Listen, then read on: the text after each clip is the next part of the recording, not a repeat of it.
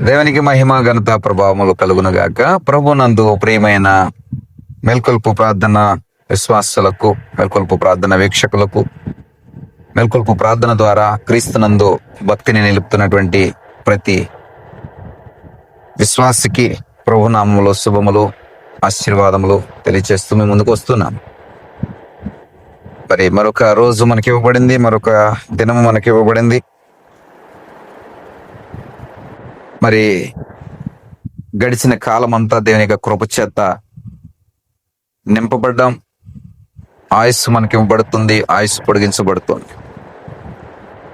గడిచిన కాలాన్ని ఒకసారి మనం పరిశీలన చేస్తే వాటిని ఏ విధంగా మనం సద్వినియోగపరుచుకున్నామో, ఏ విధంగా వాటిని ప్రయోజనకరంగా మార్చుకున్నామో, దేవుని యొక్క కృప మనల్ని ఎంతగా వెంబడించిందో, కృప ఎంతగా మనల్ని బలపరిచిందో, కృప మనల్ని ఎంతగా దీవించిందో, ఎంతగా ఆశీర్వదించిందో మనకు అర్థమవుతూ ఉంటుంది. అలాంటి దీవెనకరమైన రోజు మరొకటి మనకి ఇవ్వబడింది. ఈ రోజును సరైన రీతిలో నువ్వు ఉపయోగించుకోవాలంటే గడిచిన కాలము, గడిచిన రోజులు, గడిచిన దినములు నీకు లెక్కించుట నీకు తెలియాలి. ఆ లెక్కింపు తెలియక ప్రతిరోజు మాదిరి ఈ రోజునే నువ్వు తీసుకుంటూ ఉన్నావు. అందుకని కీర్తనకారుడు అంటాడు 90వ కీర్తన 12వ వచనములో, మా దినములు లెక్కించుట మాకు నేర్పించుము అంటాడు. మా దినములు లెక్కించుట మాకు నేర్పించమంటాడు. నువ్వు పొందుకున్న రోజులు ఎన్ని ఒకసారి అంచనవి, ఒకసారి ఆలోచన చెయ్యి.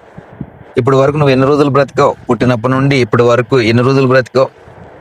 ఆ రోజులు నీకు ఎన్ని సంవత్సరాలు అంటే టక్మని చెప్పడానికి ఒకంత ప్రయత్నం చేయొచ్చు. కొంతమంది అయితే ఎన్ని సంవత్సరాలు అంటే కొంచెం తడబడతారు. ఎన్ని సంవత్సరాలు చెప్పడానికి మహా కష్టం అయిపోతూ ఉంటారు.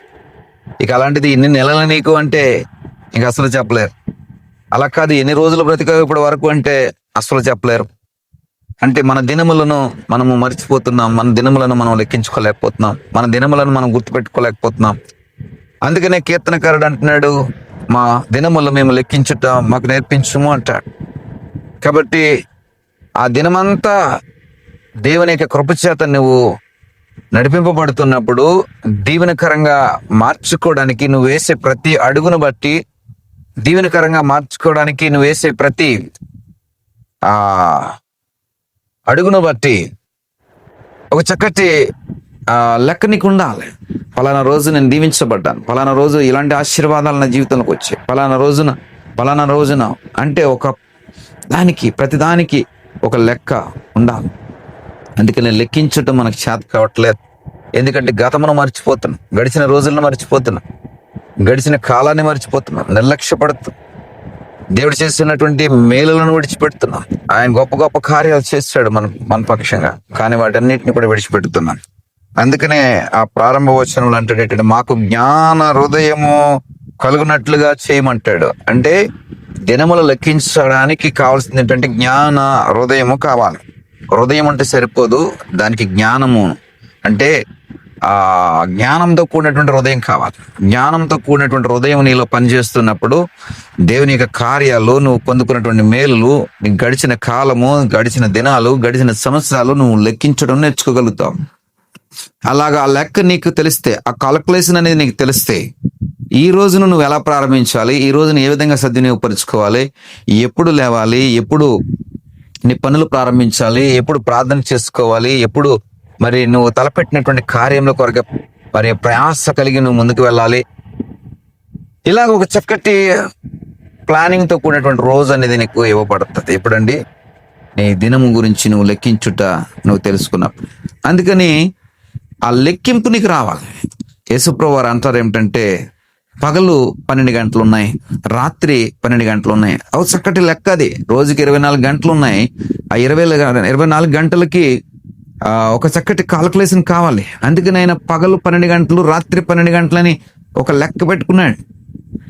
నీకు తెలుసు రోజుకి 24 గంటలని, పగలు 12 గంటలని, రాత్రి 12 గంటలని కూడా నీకు బహుశా తెలిసే ఉంటారు.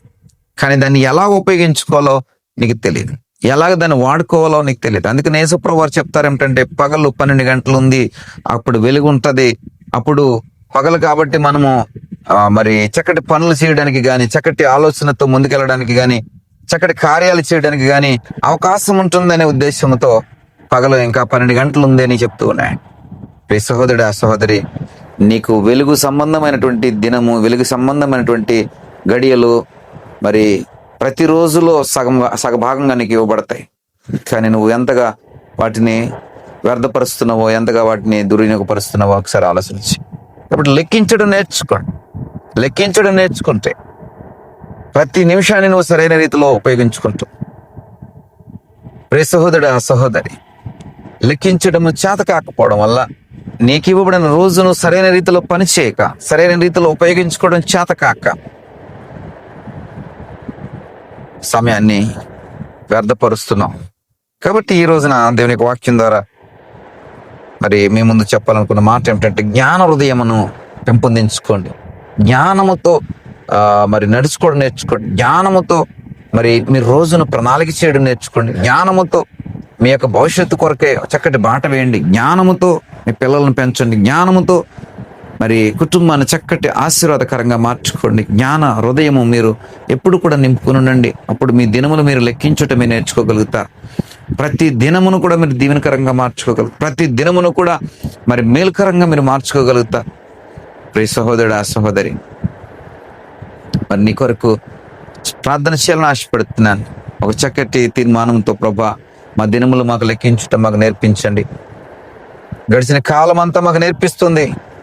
రాబోయే భవిష్యత్తు మాకు ఎలాగుంటుందో మాకు తెలియదు, కానీ ఈ రోజు అనేది మాకు ఉంటూ ఉండగానే జ్ఞాన హృదయముతో ఈ రోజును మేము మరి ప్లాన్ చేసుకొని సరైనటువంటి రీతిలో దీన్ని తీర్చిదిద్దుకొని సరైన క్రమంలో అడుగులు వేసి చక్కటి ఆలోచనలతో ఈ రోజున మేము ఫలభరితంగా మార్చుకోగలిగితే ఖచ్చితంగా మా భవిష్యత్తు ఫలభరితంగా ఉంటుంది, ఆశీర్వాదకరంగా ఉంటుంది అనేటువంటి ఒక జ్ఞాన హృదయంతో ఈ రోజు నువ్వు ఒక తీర్మానంలోనికి రా. దేవుడు తప్పక సహాయం చేస్తాడు. ఆ జ్ఞాన హృదయము ఇచ్చేవాడు ఆయన, జ్ఞానముని అభివృద్ధిపరచేవాడు ఆయన, జ్ఞానము చేత నేను మేల్కొల్పువాడు ఆయన. కాబట్టి ప్రభు, మాకు సహాయం చేయమని ప్రార్థనలో ఏకీభవించండి. దయగల తండ్రి, కృపగలని దేవా, మీరు మాతో మాట్లాడిన మాట కొరకే ఉందా. ఈ వాక్యం వింటున్న మా అందరిలో కూడా జ్ఞాన హృదయమును అనుగ్రహించండి. మా దినములు మాకు లెక్కించటం మాకు నేర్పించండి. సరైన రీతిలో, సరైన క్రమంలో, సరైనటువంటి భవిష్యత్తును మేము నిర్మించుకోవడానికి సహాయం దయచేయండి. సమస్త మహిమ, ఘనత, ప్రభావం మీరే పొందుకోమని యేసు నామమున బట్టి అడిగి వేడుకుంటున్నాం పరమ తండ్రి. ఆమెన్.